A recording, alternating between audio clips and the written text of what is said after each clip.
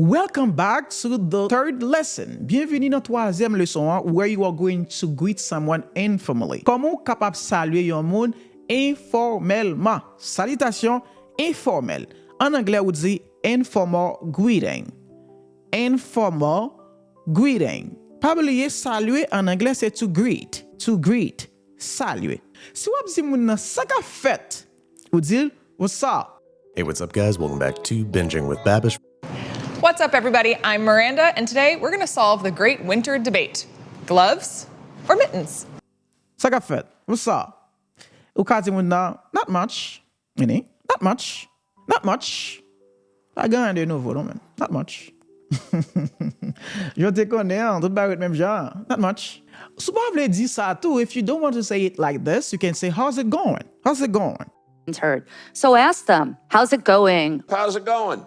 How's it going? Ça ka fait. Ou ka même répondre même genre pour dire not much. It's the same thing. Comment bagay yo ye pour dire moun nan ça ou ka dire que how are things? Allez, comment dire ou dit c'est how are things? Want to say, hey, how are things going today? We just want to check in. Halil Bey, how are things? Have we made any progress? How are things? How are things? Sophie and HJ, how are things going? Really good, yes. We're planning a mission to Mars, the student hub mission to Mars. Yeah. Okay, so tell me, how are things at the moment? Mais pour dire bagay yo bien, ou ka di things are good. Things are good. Ou ka retire good ça, ou remplacer le par things are great. Si wap di moun nan comment bagay yo ap marcher, comment bagay yo ap dérouler là, ou di what's going on. Nan moun souvent tande moun yo ap di what's going on. Ou ka répondre même Jacques Anglè pour dire que not much. Just chilling. Regardez bien comment m'écrit li. Ah, nous juste poser, man. Relaxons là un peu. So, pas seulement ça, gon l'autre façon qu'a dit moun nan comment a bouger avec la vie. N'a souvent entendu américain parler pour dire ça. How's life? How's life? Life is good, man. Pour dire how's life? How's life? En allez. How's life? Comment ou a bouger avec la vie? Comment vie aille? C'est presque au te capable dit comment bagay yo c'est presque même bagay la oui. Ou dit tout bagay bien, n'a bouger tout bagay bien marché oui. So life's good. How's life? Life is good, man. Voilà, on dit moun nan, tout ba en forme, man. Life's good. Kounya ou kon souvent entendre moun yo di, how you doing? How you doing? How you? C'est comme si on dit how you doing? How you doing? It's the doorbell.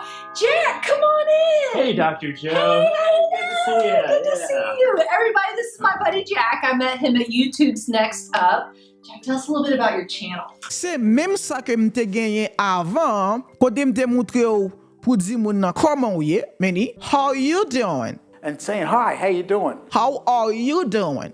Mais kounya, lè qu'elle a parlé, li pa di how are you doing, qui ça dit kounya là, li di how you doing? Joe, good to see you. I'm good. Thanks. Mais attention, thanks là ou utiliser informellement pour dire moun merci. Mais si ou ap di moun nan merci ou ka di moun nan thank you. Merci. Mais si ou ap di merci à tout good, dis thanks. Mais pas di thanks you. No, don't say thanks you. Ça guide de nouveau, man. Yo, ça qu'a fait, ça guide de nouveau. What's new? Oh, comment on dit ça? Ou dit what's new? What's new? So many amazing things. Ooh. You know we're all about the devices. The Glow Pro. Have you tried it? C'est what's... OK? What's new? Ça gagne de nouveau. Ou capable dire what's new ou bien on dit what's new. Ou ka di sauve, d'accord? Si ou ap di moun nan, pas gagne de nouveau, man. Pas gagne de nouveau, non papa. Ou dit nothing new. C'est presque même genre te poser question pour te dire ça qu'a fait ou te dire not much. C'est même bagay là pour me dire que nothing new, just as usual, comme d'habitude. Je te connais bagay yo, man. Ça qui passe. Ou te dire what's happening? Ou connais man, ou connais nèg posé man, just chilling, c'est même genre, OK? Ou qu'on a parlé avec mon wap dit ça fait longtemps non pas ouais. Wap dit en anglais no time no see. OK? No time no see. Ça fait longtemps non pas ouais. No time no see. Et dernier bagay moun ka fini avec leçon ça c'est moi content well. So good to see you. Joe, good to see you. M'di good to see you. Pas oublier dans leçon ça don't forget in this lesson, you learn how you can greet someone informally. Comment ka saluer un monde informellement, quand tu apprends pour dire moun nan, what's up, ça qu'a fait, how's it going? OK, ça qu'a passé, how are things? Comment bagay yo ye? Donc, ça pas oublier ça, c'est utiliser salutation informelle avec moun que vous connaissez, amis, mais pas utiliser yo avec un moun ou pas connaît, ou à l'on bureau, pas dire, how you doing? Donc, c'est, how are you? OK? Hello, good morning. C'est ça vous utiliser, c'est formellement pour parler avec moun nan. All right? Dans l'autre leçon, on va apprendre comment on dit un moun au revoir, l'on fin parler avec lui. N'a fini.